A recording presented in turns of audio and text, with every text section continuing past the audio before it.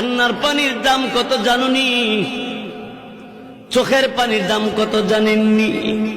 কঠিন কিয়ামতের ময়দানে আল্লাহ নবী জাহান্নামের পারে দাঁড়ায় দাঁড়ায় কাঁদবে আর বলবে, হে আল্লাহ, জাহান্নামের ভিতর আমার উম্মতেরা আছে, উদ্ধার কইরা দাও আল্লাহ, তাদেরকে মাফ কইরা দাও। আল্লাহ রাব্বুল আলামিন আমার আল্লাহ তাআলা জিবরাইল ফেরেশতাকে বলবে, জিবরাইল, আমি আল্লাহর কুদরতি দরবারে পানির পাতিল আছে, পানির পাতিল নিয়ে যাও, আমার নবীর কাছে নিয়ে দিবা। নবীকে বলবা এই পাতিলের পানিটা জাহান্নামের ভিতরে ছেড়ে দেওয়ার জন্য।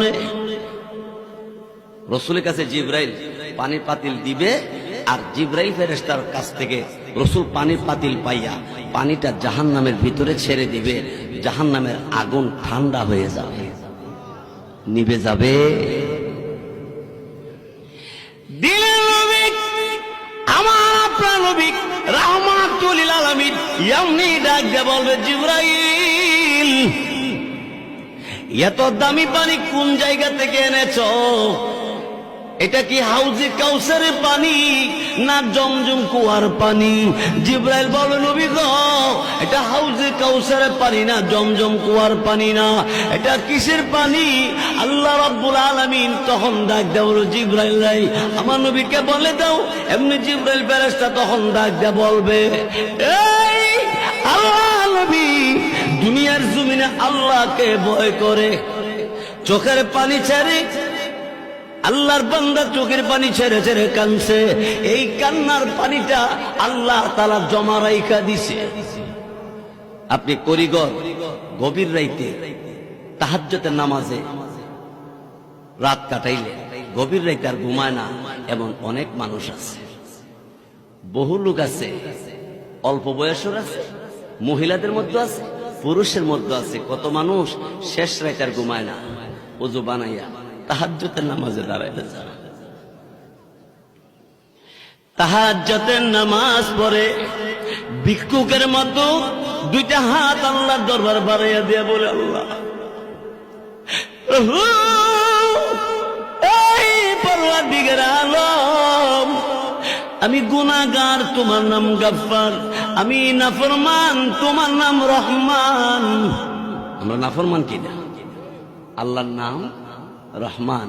আল্লাহ তুমি দয়া করে আমি নাফরমান রে তুমি মাফ করে দাও। চোখের পানি ছেড়ে ছেড়ে কাঁদতে কাঁদতে কুদরতি কদমে, আল্লাহর কদমে সিজদায় পড়ে কান্দে, বলে, আল্লাহ তুমি আমারে মাফ করো। আল্লাহ রাব্বুল আলামিন ডাক দিয়ে বলে, এই এই বান্দা বান্দি, আমি আল্লাহ রাব্বুল আলামিনের দরবারে এইভাবে কান্দস করিগর।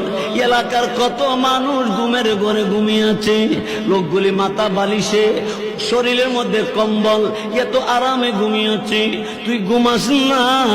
তুই আমি আল্লাহর কুদরতি কদমে সিজদা। সব মানুষের মাথা বালিশে, আর তোর মাথা আমি আল্লাহর কুদরতি কদমে। আরে বান্দা, আমি আল্লাহ তোরে মাফ করবো না, কারে মাফ করব? গভীর রাতে গুনাহ করেছিস, কেমন গুনাহ করেছ?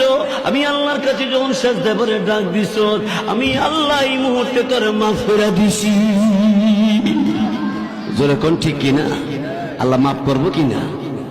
গুনাহগার বান্দা বান্দি রে আল্লাহ তাআলা এত সুন্দর করে ডাক দিছে, কোরআন শরীফে আছে। আল্লাহ বলেন, ইয়া ইবাদি,